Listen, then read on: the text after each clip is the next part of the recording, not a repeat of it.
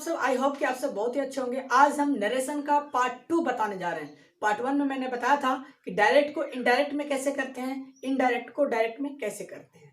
तो आज हम उससे रिलेटेड ट्रांसलेट यानी कि हिंदी का उदाहरण देते हुए मैं इंग्लिश में ट्रांसलेट उसको करूंगा और आप इसको ध्यान से देखें, नरेशन आपको आ जाएगा। ठीक है, मैं इसे देखिए बताता हूँ। और सबसे पहले मैं आपसे ये रिक्वेस्ट करना चाहूँगा, प्लीज़ आप हमारे चैनल को सब्सक्राइब कर लीजिए। यदि आप हमारे चैनल को सब्सक्राइब करते हैं तो हमें पढ़ाने में बहुत ही अच्छा लगता है। चलिए दोस्त, हम स्टार्ट करते हैं। तो पहला ट्रांसलेट है मेरा नरेशन का, यानी कि जिसे हम कहते हैं डायरेक्ट एंड इनडायरेक्ट स्पीच। इसी को दोस्त हम नरेशन बोलते हैं। तो चलिए, मेरा पहला अनुवाद है। मैं कहता हूं भाग जाओ। मैं कहता हूं भाग जाओ, या फिर मैं कहता हूं भागो। यहाँ पे देखिए, मैं कहता हूं भागो, बीच में इन्वर्टेड कोमा आपको दिख रहा है। ये इन्वर्टेड कोमा का मतलब होता है कि। इन्वर्टेड कोमा का मतलब होता है कि, यहाँ पे की लिखा नहीं है, ये इन्वर्टेड कोमा है। इसी का मतलब होता है कि।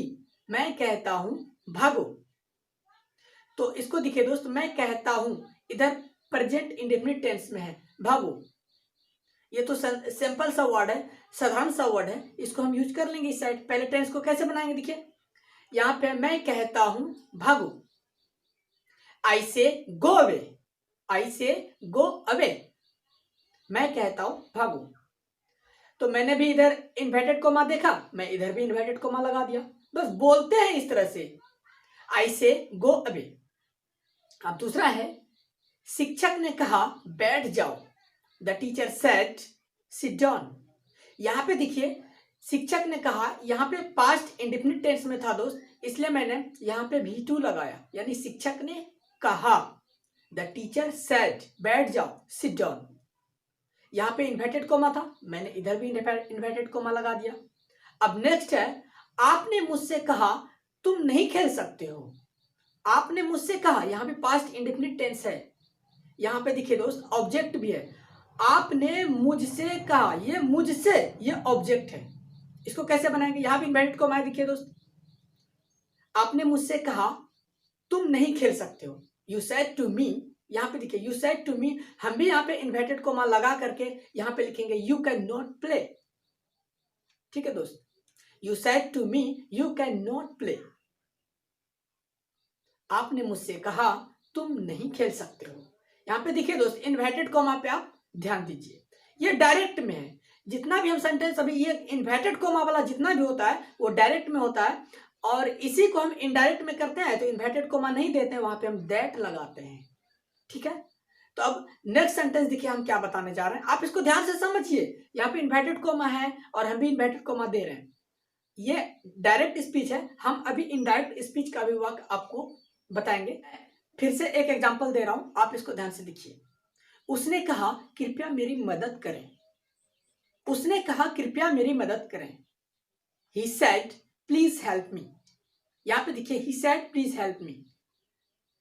यहां पे भी इन्वर्टेड कोमा था और ये पास्ट इंडेफिनिट में था, यानी उसने कहा।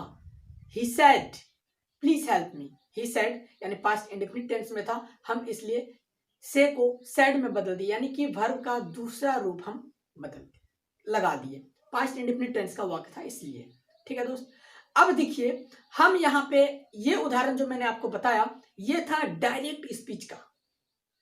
डायरेक्ट स्पीच का अनुवाद आप सीख लिए हैं, डायरेक्ट स्पीच को आप समझ लिए हैं। अब हम चलते हैं इनडायरेक्ट स्पीच में हम कैसे बनाते हैं। ठीक है, देखिए डायरेक्ट स्पीच को हम देखें क्या कि यहाँ पे इन्वर्टेड कोमा लगा हुआ था। इनडायरेक्ट स्पीच में इन्वर्टेड कोमा नहीं लगा रहता है दोस्त। ठीक है, यहाँ पे दैट का यूज होता है। चलिए हम अब इनडायरेक्ट स्पीच का एग्जाम्पल देते हैं, आप लोग इसको ध्यान से देखिए। तो मेरा इनडायरेक्ट स्पीच का पहला एग्जाम्पल है, मैंने कहा कि यहां आओ। यहाँ पे देखिए, मैंने कहा कि यहां आओ। मैंने कहा, यहाँ पे की देखिए, पहले हम डायरेक्ट में इन्वर्टेड कोमा लगाते थे, अब यहाँ पे की को लिखा जा रहा है। मैंने कहा कि यहां आओ। I said that come here. यहाँ पे की है दर्शाया हुआ, हम यहाँ पे इन्वर्टेड कोमा नहीं है इसलिए हमने भी इन्वर्टेड कोमा नहीं लगाया। यहाँ पे की लिखा हुआ है तो हम इसको इनडायरेक्ट में दैट का यूज कर दिया। ठीक है दोस्त, यहाँ पे समझ में आ गया होगा आपको। चलिए हम नेक्स्ट एग्जांपल लेते हैं। उसने मुझसे कहा कि तुम घर जाओ। He said to me that you go home. He said to me that you go home. यहाँ पे देखिए दैट हमने भी लगा दिया, ये इनडायरेक्ट का पहचान है, ये दैट लगा के हम बनाते हैं। नेक्स्ट है एग्जाम्पल है, शिक्षक ने कहा चिल्लाओ मत।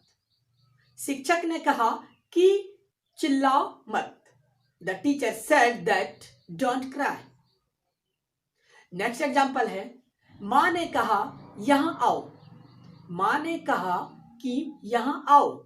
Mother said that come here. यहाँ पे देखिए दोस्त हम दैट लगाए, यानी कि इनडायरेक्ट का पहचान है दैट और डायरेक्ट का पहचान है इन्वर्टेड कोमा। ठीक है दोस्त, मेरे ख्याल से आप इस तरह के एग्जाम्पल से बहुत सारे एग्जाम्पल को आप बना सकते हैं।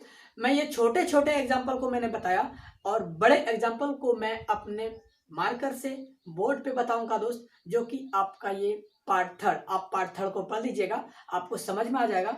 मैं उसमें बताऊंगा चेंजिंग, चेंजिंग कैसे करते हैं।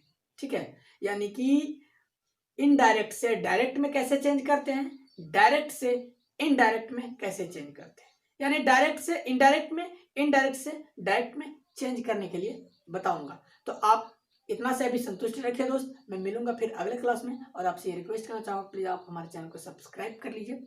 चलिए मिलते हैं नरेशन को लेकर के पार्ट थर्ड में। ओके।